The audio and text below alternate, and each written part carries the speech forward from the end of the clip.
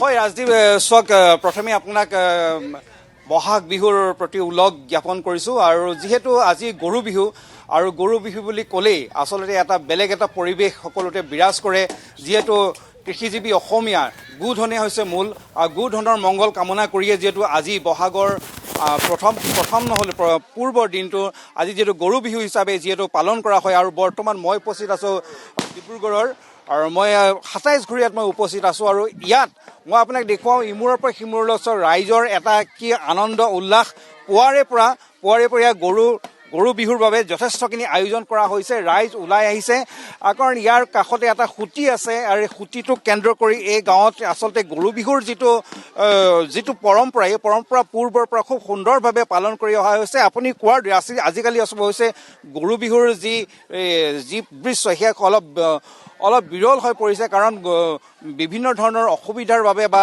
নৈ খুঁটি নোহোৱা হৈছে বা গৰু নোহোৱা হৈছে যাৰ পৰিপ্ৰেক্ষিতত গৰু বিহুৰ যি মাদকতা ঠায়ে ঠায়ে কিছু কমি গ'লে এই অঞ্চলত কিন্তু এতিয়াও বিৰাজ কৰি আছে আপোনালোকে দেখা পাইছে ইতিমধ্যে গাঁৱৰ ৰাইজে এই মূল যিটো খুঁটি আছে এই খুঁটিতে গৰু গা ধোৱাৰ যিখিনি ব্যৱস্থা তেওঁলোকে কৰিছে ইতিমধ্যে যথেষ্টখিনি কাম আগবাঢ়িও গৈছে আৰু ৰাইজ ওলাই আহিছে মই ৰাইজৰ কাষলৈ যাওঁ প্ৰথমে বাইদেউ কেনেকুৱা এইবাৰ বিহুৰ কেনেকুৱা আয়োজন কেনেকুৱা গৰু নোৱা ধোৱা হ'ল ভাল হ'ল আজি ধোৱা গৰু গা ধোৱা কেনেকুৱা আয়োজন কেনেকুৱা ৰাইজৰ আয়োজন ভালেই কৰিছে ৰাইজে নিশ্চয় আৰু আছে ৰাইজ ওলাই আহিছে বাইদেউ কেনেকুৱা এইবাৰ গৰু বিহু বহুত ভাল লাগিছে আমি পৰম্পৰা আমাৰ ২৭ ঘূৰিয়া নদী বিলত আমি গৰু গা ধুৱাইছো বহুত ভাল লাগিছে কেনেকুৱা এইবাৰ কেনেকুৱা আয়োজন কেনেকুৱা এইবাৰ ২০২৫ বৰ্ষৰ সঁচাকৈ ৰাইজৰ সমাগম হৈছে ডিব্ৰুগড় জিলা জকাই বন কৈবত্ৰ গাঁৱত আমি গৰু বিহু পালন কৰিছোঁ ৰাইজৰ কমকৈ ১০০০মান গৰু পালন কৰিছে আপোনালোকে দেখিছে প্ৰথমে মই আপোনালোকক অশেষ ডিব্ৰুগড় সাংবাদিকসকলক মই অশেষ ধন্যবাদ জনাইছোঁ যাতে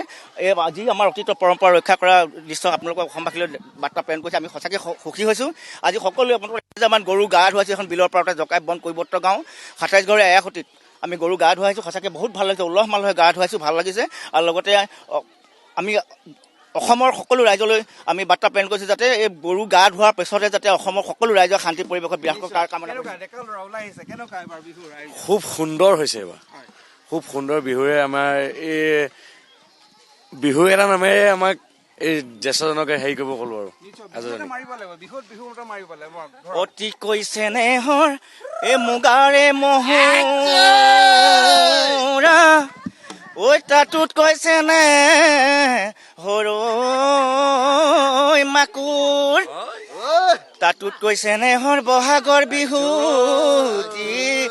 অন্য পাতি কেনে কৈ থাকো ঐ চতৰে শেষতে ঐ বহাগ বিহু আহিলে ঐ বিহুতি আহিলে ঐ বিহুতি আহিলে ঐ নেপাতি হৈ কেনে কৈ থাকো গাঁৱৰ বিহু তলিত ঐ ঢোল পেঁপা বাজিছে ঐ ঢোল পেঁপা বাজিছে ঐ নোমাৰো হৈ থাকিব ঘৰতি ঢোলৰ পেঁপাৰ মাত বিহু বিহু লাগিছে বিহু লাগিছে এই বিহু জৰিয়তে অসমবাসী ৰাইজলৈ আমি অশেষ ধন্যবাদ জনাইছোঁ সকলো শান্তি গাম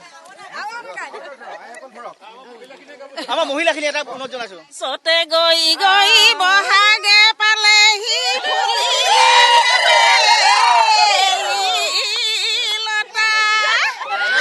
কৈনো কৈ থাকিলে নপৰে গৰু বিহু কথা এই চতে গৈ আমি চিনি পাওঁ বহাগে পালেহি তোমাক আমি চিনি পাওঁ ডিব্ৰুগড়ত তোমাৰ গাঁও মৰম লাগে তোমালৈ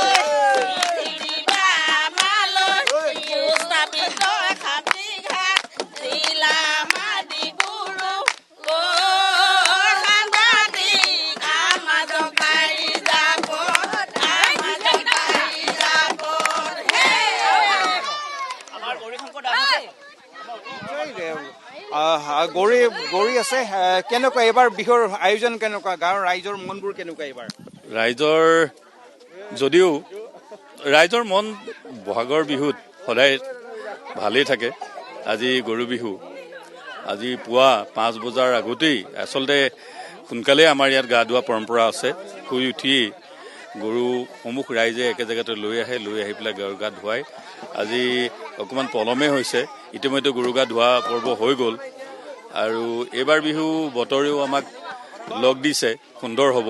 বহাগ বিহুৰ প্ৰতিবাৰেই ইয়াত সুন্দৰকৈ আয়োজন কৰা হয়, মানুহে বহুত ফূৰ্তি কৰে আৰু এইবাৰো ব্যতিক্ৰমী নহ'ব বুলি ভাবিছোঁ। অন্য হাতেদি আজি গৰু বিহুৰ পৰম্পৰা আমাৰ অতীজৰ পৰা চলি আহিছে। এই পৰম্পৰা অনুসৰি ৰাতিপুৱাই গৰু মাহ হালধিৰে কোবাই আনি আমাৰ নদী এখন আছে, নদীলৈ লৈ আহে। সমগ্ৰ ৰাইজে ইয়াতে গোট খায়। গা ধোৱাৰ পিছত এইটো লাও বেঙেনা যি আছে পৰম্পৰাগত হিচাপে চাক বনাই আনে। চাক বনাই গৰুক গাত মাৰে আৰু কয়, লাও খা বেঙেনা খা, বছৰে বছৰে বাঢ়ি যা, মাৰ সৰু বাপেৰ সৰু, তই হবি বৰ গৰু। এতিয়া কথা হ'ল কি, এই পৰম্পৰা এতিয়াৰ নহয়, আমাৰ পূৰ্বপুৰুষসকলে মানি আহিছে, এতিয়াও মানি আছে আৰু ভৱিষ্যতলৈও মানি থাকিব। আৰু 2 নম্বৰ আৰু অন্য হাতেদি কি হ'ল, সন্ধিয়াৰ লগে লগে আজি গৰু বিহু, আজি দিনটো গৰুৰ ওপৰতেই চৰ্চা হ'ব। সন্ধিয়াৰ লগে লগে সমূহ গৰু গোহালিলৈ আনিব, আনি পেলাই নতুন পঘাৰে বান্ধিব, জাক দিব আৰু এই নিমখীয়া পিঠা খুৱাব। বহু ধৰণৰ পৰম্পৰা আছে, গোটেইখিনি শেষ কৰিব। ধন্যবাদ। খুব বঢ়িয়া লাগিছে। আমাৰ মানে প্ৰায় 200 ঘৰমান মানুহ আছে ইয়াত।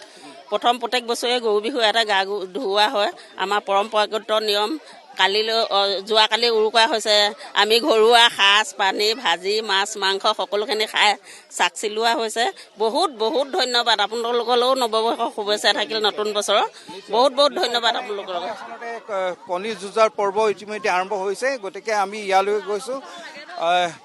যিহেতু গৰু বিহুৰ দিনাখন আছে কণী যুঁজোৱাৰ যি পৰম্পৰা থাকে, গৰু গা ধোৱাৰ পিছতে যি কণী যুঁজোৱা পৰম্পৰা, সেয়াও ইয়াত দেখা পোৱা গৈছে। গতিকে এটা উদুলি মুদুলি পৰিৱেশ। 27 গৰিয়াক জকাই বন্ধ কৰিব, 27 গৰিয়াত এক উদুলি মুদুলি পৰিৱেশ আছে। প্ৰতি বছৰে এই যিটো পৰিৱেশ ইয়াত বিৰাজ কৰি আহিছে, ৰাইজে ইয়াত অতি পৰম্পৰাগতভাৱে আৰু অতি উলহ মালহেৰে গৰু বিহুৰ এই পৰম্পৰাখিনি ইয়াত উদযাপন কৰি আহিছে। গতিকে আমি ইয়াত আজিও এইবাৰো ইয়াত ব্যতিক্ৰম হোৱা নাই। সন্মুখৰ যিটো এৰা খুঁটি আছে, এই খুঁটিতে সকলোৱে গৰুক গা ধোৱাৰ পিছতে এই যিখিনি নীতি নিয়ম পৰম্পৰা আছে সেই সকলোখিনি পালন কৰিছে। গতিকে ক'ব লাগিব ডিব্ৰুগড়ৰ আৰু প্ৰান্তে প্ৰান্তে এনেদৰে আজি গৰু বিহুৰ দিনা এক উলহ মালহ পৰিৱেশে বিৰাজ কৰি আছে। ৰাজদীপ।